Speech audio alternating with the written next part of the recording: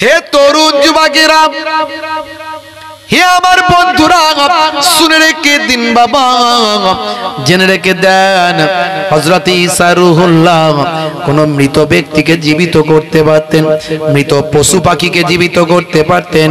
কোন কঙ্কালের সামনে গিয়ে যদি তিনি বলতেন এই মুর্দা জিন্দা হো যা, বলার সঙ্গে সঙ্গে জিন্দা জীবিত হয়ে যেত। বন্ধুরা আমার, তরুণ যুবকেরা আমার, একদিন একটা রাস্তা দিয়ে যাচ্ছেন, হযরত ঈসা রূহুল্লাহর সঙ্গে একজন সঙ্গী আছে, একজন সঙ্গীও সঙ্গে আছে। হযরত ঈসা রূহুল্লাহ সঙ্গী যে আছে সে হচ্ছে দুনিয়াদার মানুষ। চট করে নবীরা দুনিয়াদার মানুষকে সঙ্গী করেন না। দেখবেন আলেম ওলামারা তারা যাকে সঙ্গী করেন যেন নামাজি মুসল্লি হয়, তবে তার ভালো লাগবে। সাধারণ মানুষ আলেম ওলামাদের সঙ্গে থাকতে পারবে না, তাদের কাজকর্ম তার পছন্দ হবে না। নবীদের সঙ্গেও সাধারণ মানুষ থাকতে পারবে না, তাই সাধারণ মানুষকে তিনি নিতেন না। তিনি বলতেন বাবা তুমি দুনিয়াদার মানুষ, তুমি আমার সঙ্গে থাকতে পারবে না, কিন্তু জোর করেই বলে হুজুর আপনার সঙ্গে যাব। আপনার আল্লাহ অনেক ক্ষমতা দিয়েছেন, মৃতকে জীবিত করতে পারেন, এর শক্তি আমার দেখে আনন্দিত আমি হয়। দুনিয়াদার কিছু মানুষ এরকম রংচং জিনিস দেখলে বড় খুশি হয়, সেরকম সেও কিন্তু বড় খুশি হতো। আপনার সঙ্গে আমি যাব, নিয়ে যেতে হবে হুজুর। বারবার বলার পরে তিনি বললেন ঠিক আছে চলো। অনেক দূর যাওয়ার পরে দেখেন একটা বিশাল বড় কঙ্কাল পড়ে আছে।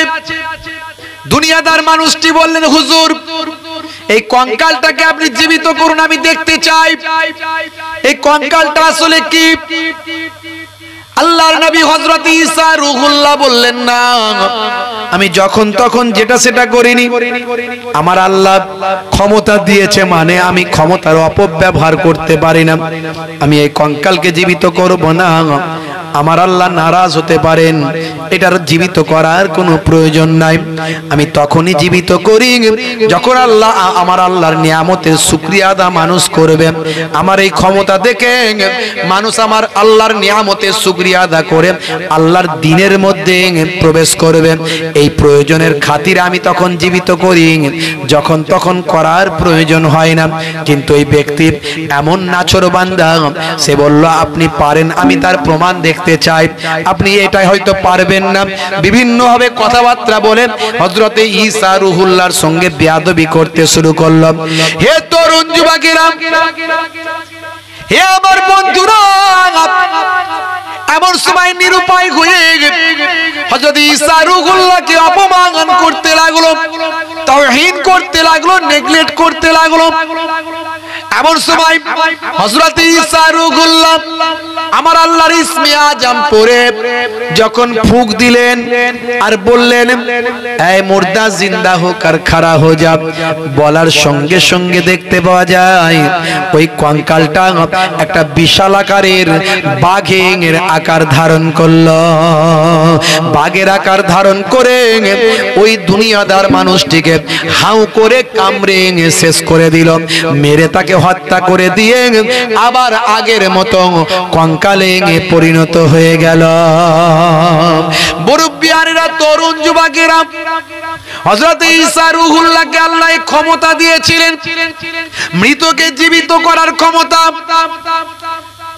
বন্ধুরা আমার, আর কোন অন্ধ ব্যক্তি যদি ঈসা রূহুল্লাহর কাছে আসতেন, আল্লাহর একত্ববার আল্লাহর ক্ষমতার বহিঃপ্রকাশ ঘটানোর জন্য ওই অন্ধ ব্যক্তির চোখে যখন হাতটা বুলিয়ে দিতেন, আল্লাহর কুদরতি ক্ষমতায় ওই অন্ধ চোখটা ফিরে পেত। 3 নাম্বার, কোন কুষ্ঠরোগী মানুষ যদি হযরত ঈসা রূহুল্লাহর সামনে এসে সুস্থতা হওয়ার জন্য দোয়া চাইতে বলতেন, হযরত ঈসা রূহুল্লাহ যখন দোয়া করতেন, ফু দিতেন, দেওয়ার সঙ্গে সঙ্গে আল্লাহর কুদরতি ক্ষমতায় কুষ্ঠরোগী মানুষটি আগের মতো সুস্থ সবল হয়ে যেত। আর 4 নাম্বার হলো, কার বাড়িতে কি খাবার আছে, কার বাড়িতে কি রান্না হয়েছে, না দেখে না জেনেই অন্য জায়গা থেকে হযরত ঈসা রূহুল্লাহ বলে দিতে পারতেন। এই ক্ষমতার বহিঃপ্রকাশ ঘটিয়ে মানুষকে ইসলামের দিকে আহ্বান করতেন। উদউ ইলা সাবিল রাব্বিকা বিল হিকমাতি ওয়াল মাউইজাতিল হাসানা, তোমরা মানুষকে ইসলামের দিকে আহ্বান করো, ডাকো, সুন্দর উপদেশ, সুন্দর কৌশল। মেরে ধরে দাঙ্গা ফাসাদ জোর করে চাপিয়ে দিয়ে, চাপিয়ে দিয়ে কোনোদিন ইসলাম হয় না। বাংলাদেশে দেখছেন না মাজার ভাঙছে, মাজার ভাঙছে। মাজার ভেঙে দিয়ে মাজার ওয়ালাদেরকে কখনো মাজারহীন বানাতে পারবে? ওটা সম্ভব নয়। কেন মাজার ভাঙছো আগে সেটা বলতে হবে, সেটা বুঝিয়ে দিতে হবে। যদি বলো মাজারে শিরক হচ্ছে, বেদাত হচ্ছে, সেগুলো ভালো করে কমিটিকে বুঝিয়ে ইসলামের দাওয়াত দাও, এটা করো, দেখবে সারা জীবন পর্যন্ত সে বদলে যাবে। আর যদি বলো যে মাজার রাখা যাবে না, পাকা কবর, আল্লাহর নবী উঁচু কবর ভাঙতে বলেছেন, আল্লাহর নবী উঁচু কবরে চুনকাম করতে নিষেধ করেছেন, উঁচু কবরে বসতে নিষেধ করেছেন। শেরে খোদা আলী মুর্তজা উঁচু কবরগুলো ভেঙেছিলেন, স্ট্যাচুগুলো ভেঙেছিলেন। তাহলে এর প্রেক্ষাপট, এর শানে নজুল জানতে হবে। এগুলো সব ছিল ইহুদি নাসারাদের উঁচু উঁচু কবর। এখন যে শরীয়ত সম্মত কবরগুলো হয় সেগুলো সব মাটির লেভেলে দেখবেন, বালি দেওয়া, মাটি দেওয়া। তো সেই মাটি দেওয়া, বালি দেওয়া কবর না, এগুলো ইহুদি নাসারাদের কবর, ঈমানদারদের নয়। শুধু তাই নয়, শুধু তাই নয় বাপেরা আমার, তরুণ যুবকেরা আমার, হাদিস থেকে প্রমাণ পাওয়া যায় আল্লাহর নবী ঈমানদারের কবরকে চিহ্নিত করেছেন। তাহলে ঈমানদারের কবরে চিহ্নিত করা হাদিস সম্মত কাজ। শুধু তাই নয়, আল্লাহর নবীর স্বয়ং নিজের রওজা আছে, মাজার আছে, আছে না নাই? তবে ভাই আমার, কবরটাকে পাকা করা যাবে না, ওটা মাটি রাখতে হবে। আর যদি আল্লাহর ওলি হয়, তাদের জন্য জিয়ারত করতে অনেক মানুষ আসে, তাই একটু ছাওয়ার ব্যবস্থা অনেকের পাকা করে দেয়, অনেকের গম্বুজ করে দেয়। ওটা আল্লাহর ওলির শান মানের জন্য, মানুষ যাতে জিয়ারত করতে পারে।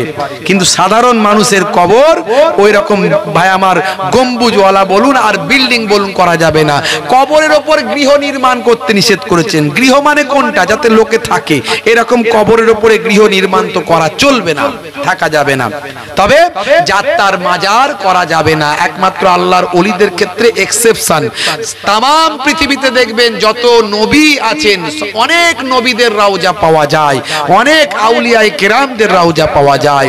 সেগুলো মানুষ, কারণ তাদের দ্বারাই ইসলাম প্রচার হয়েছে, দ্বীন এসেছে, ইসলাম এসেছে।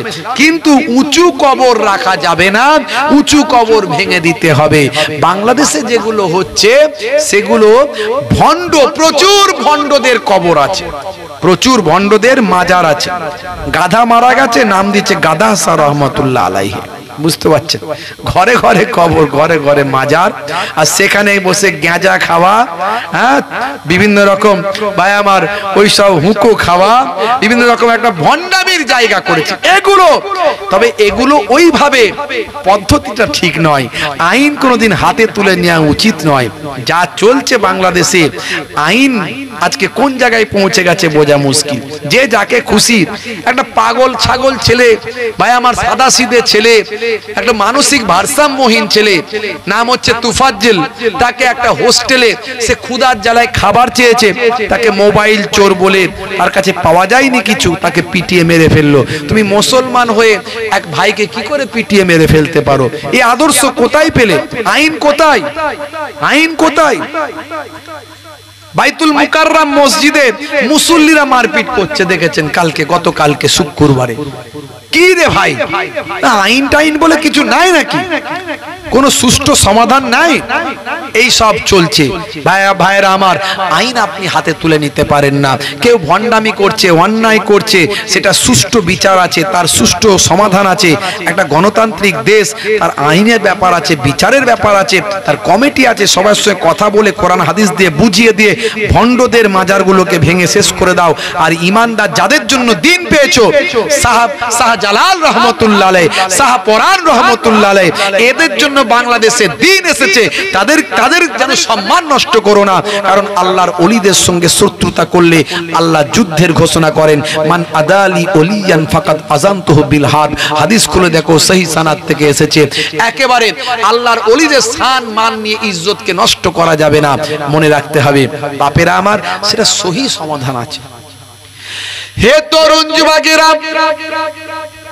হে আমার বন্ধুরা, শুনে রেখে দিন বাবা, জেনে রেখে দেন, সাহাবায়ে কেরামরা কি আখলাক দেখিয়েছেন, সাহাবায়ে কেরামরা তাবেঈনরা কি আখলাক চরিত্র দেখিয়েছেন। বাবা বন্ধুরা আমার, তরুণ যুবকেরা আমার, নবী পাকের আদর্শ তারা কেমন পেয়েছেন।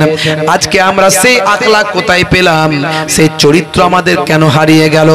মুসলমান আজকে কোন জায়গায় পৌঁছেছি। মুসলিম তুমি নামে হলে আজ কামে হলে না ভাই। মুসলিম দেখো অপরাধে লিপ্ত কেন হয়। মুসলিম তুমি কোরআন হাদিস পড়তে জানো না। মুসলিম তুমি মসজিদেতে নামাজে এলে না।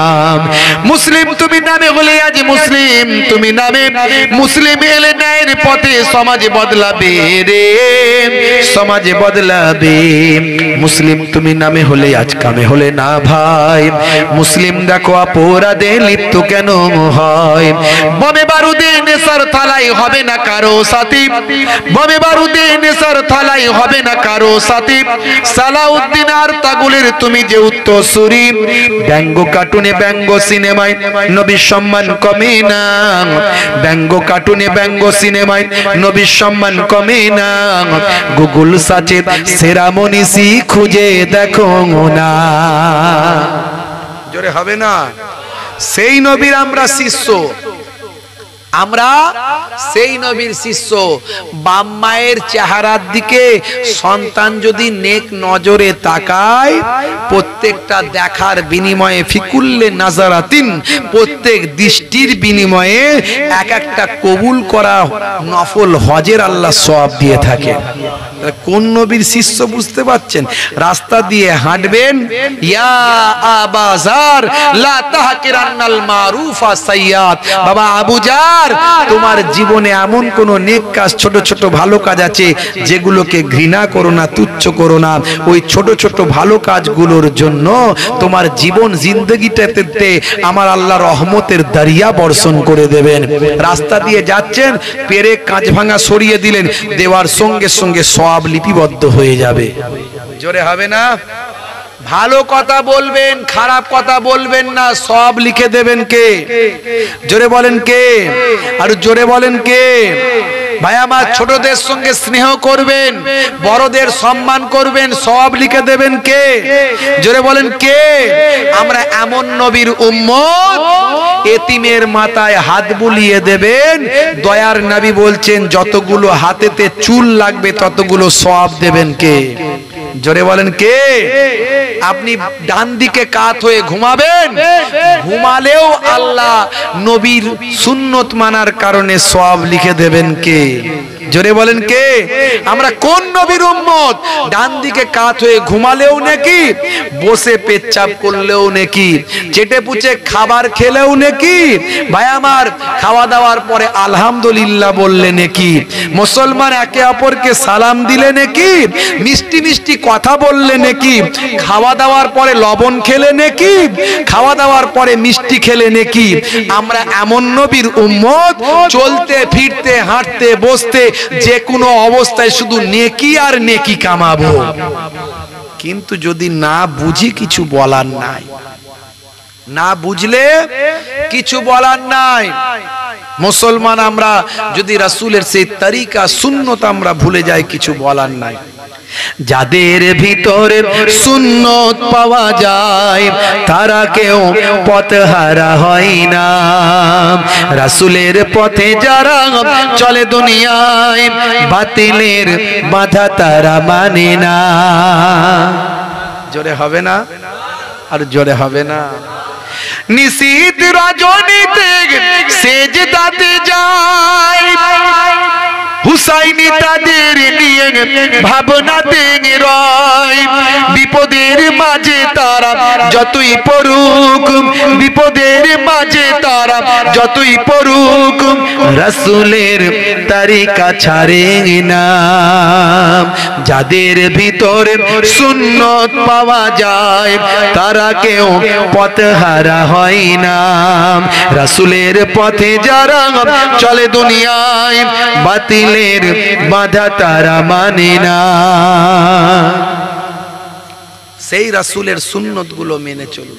আমি অনেক উদাহরণ তো আগে দিয়েছি, আগে অনেক উদাহরণ দিয়েছি। পাকিস্তানের বিখ্যাত ভাই আমার সিঙ্গার মিস্টার জুনায়েদ জামশেদ কেমন নবীর প্রতি ভক্ত হয়ে রাসূলের শিষ্য হয়েছে।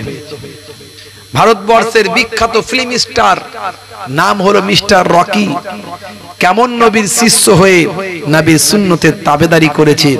সিনেমা জগৎ ত্যাগ করে এখন নবীর ভক্ত হয়ে ব্যবসা করে পৃথিবী বিখ্যাত একজন ব্যবসাদার, বেঙ্গালুরুর বুকে আজকে কোটি কোটি টাকার মালিক হয়েছে।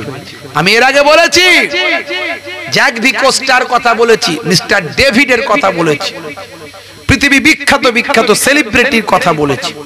তারা কেমন নবীর শিষ্য হয়েছে। আর আমরা কেন আমাদের চরিত্রকে বদলাতে পারছি না? এখনো কেন আমরা নামাজ ছেড়ে দিয়ে আছি? নামাজ বাদ দিয়ে কি ইবাদত হয়? নামাজ বাদ দিয়ে কি নবী প্রেম হয়? ডাইরেক্ট 82 বার আল্লাহ কোরআনে বলেছেন ওয়াকিমুস সালাত, নামাজ কায়েম করো। ডাইরেক্ট ইনডাইরেক্ট 700 বার আছে নামাজের কথা। তাহলে আমি যদি এক ওয়াক্ত নামাজ ইচ্ছাকৃতভাবে ছেড়ে দিই, 700 বার নামাজের নির্দেশনা থেকে মাহরুম হয়ে গেলাম, ইনকার করে ফেললাম। আল্লাহ এতবার নামাজের কথা বললেন, ওয়াকিমুস সালাত ওয়া আতুজ যাকাত ওয়া আরকাউ মা'আর রাকিন। তোমরা সালাতটা কায়েম করো, যাকাতটা প্রদান করো, আর রুকুকারীদের সঙ্গে তোমরা রুকুটা আদায় করো। কারণ নামাজ তোমাকে অন্যায় অশ্লীলতা থেকে দূরে সরিয়ে দেবে। ইন্নাস সালাতা তানহা আনিল ফাহশাই ওয়াল মুনকার, নিশ্চয় নামাজ তোমাকে অশ্লীলতা ও অন্যায় থেকে দূরে সরিয়ে দেবে। জোরে বলুন সুবহানাল্লাহ। नमाज से अल्लाह का कोई लेना देना नहीं है। अगर हम नमाज ना पढ़े तो नमाज से अल्लाह का कोई लेना देना नहीं है। तो नमाज फर्ज क्यों है? इतना ताकीद क्यों है? इसीलिए कि अल्लाह ने देखना चाहता है कौन वफादार है और कौन गद्दार है।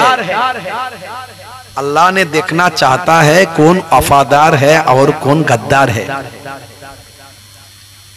जो आजान सुनकर बाजार छोड़कर मस्जिद में जाए वो वफादार है। जो आजान सुनकर दुकान बंद करके मस्जिद में जाए वो वफादार है। जो आजान सुनकर खेत छोड़कर मस्जिद में जाए वो वफादार है, और ना जाए वो कौन है? अगर देश का गद्दार देश में रहना नामुमकिन है तो अल्लाह का गद्दार जन्नत में रहना कैसे मुमकिन है? কথা ঠিক না ভুল? আজ থেকে প্রতিজ্ঞা করুন নামাজ ছেড়ে দেবেন না। কারণ নামাজ কে প্রতিষ্ঠা করার জন্যই আমার নবীর এত মেহনত। এত মেহনত কেন? আমরা নবী নবী নবী নবী করছি কিন্তু নামাজ পড়ি না। দুশমনে রাসূল না আমাদের দিকে দেখায়, দেখো এরা নবী নবী করছে কিন্তু কোরআনে আল্লাহ 82 বার নামাজের কথা বলেছে, এরা নামাজ পড়ে না। কাজা হলে কাজা পড়ুন, নামাজ ছাড়বেন না। কারণ নামাজ বাদ দিয়ে জান্নাতে যেতে পারবেন না। আমার নবী ইন্তেকালের সময়তেও লাস্ট নামাজ পড়ে ইন্তেকাল করেছে। অত সহজ নয়। वक्त जे होलो ओजू करो मस्जिदे चलो खुदार हुकुम पालन करो नामाजटा पढ़ो। वक्त जे होलो ओजू करो मस्जिदे चलो दिन राते 5 वक्त नामाज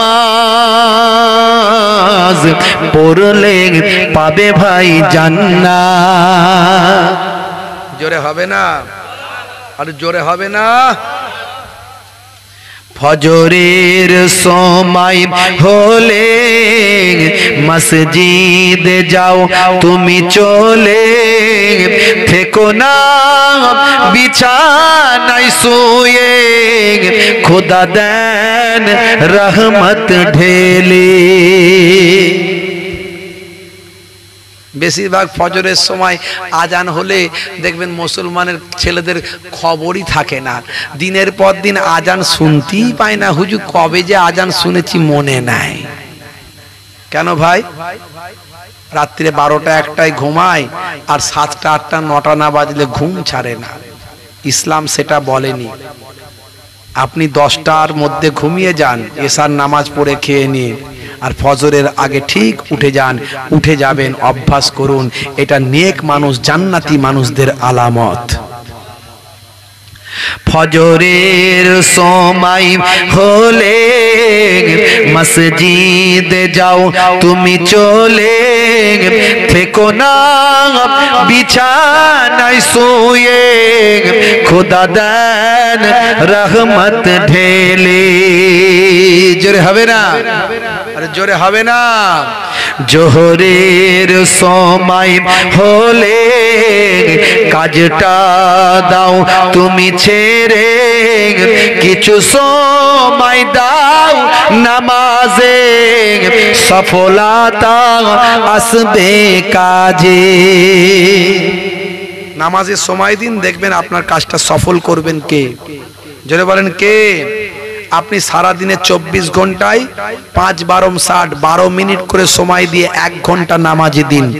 1 ঘন্টা নামাজ দিলে আল্লাহ জানিয়ে দিচ্ছেন, আল্লাহ নামাজের আহ্বানে বলে দিচ্ছেন, হাইয়া আলাস সালাত, এসো নামাজের দিকে এসো। যদি আসো হাইয়া আলাল ফালাহ, আমি আল্লাহ কামিয়াবি দিয়ে দেব। তাহলে সফলতা দেবেন কে? জোহরের সময় হলে কাজটা দাও তুমি ছেড়ে, কিছু সময় দাও নামাজে, সফলতা আসবে কাজে। জোরে বলা যাবে না? আর জোরে বলা যাবে না? আসরের ওয়াক্তটা হলে অপচয় সময় নাম করে, মসজিদে যাও তুমি চলে, আমল নামা ডান হাতে পাবে।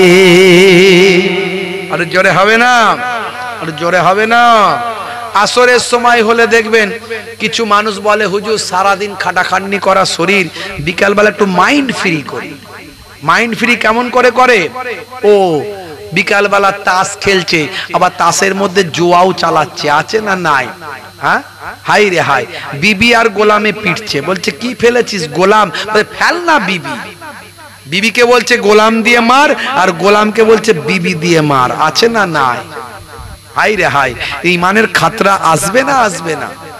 মুসলমান জুয়া খেলছে, তাস খেলছে, রাগ করবেন না, একটু পরিবর্তন হওয়ার চেষ্টা করতে হবে।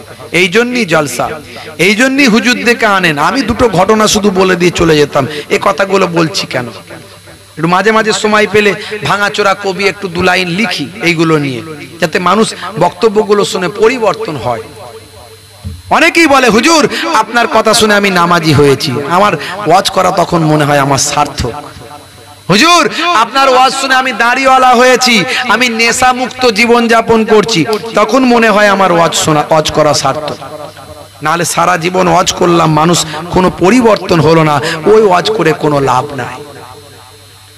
মাগরিবের ওয়াক্ত আসিলে মসজিদে যাও তুমি চলে, কবরের আযাব থেকে মুক্তি প্রভু দেবে। জোরে হবে না? আরেকটু জোরে হবে না? ভাইরা আমার, এসার সময় হলে অবহেলা না তুমি করে, নামাজে যাও তুমি চলে, কবরে মুক্তি পাবে। আর জোরে হবে না?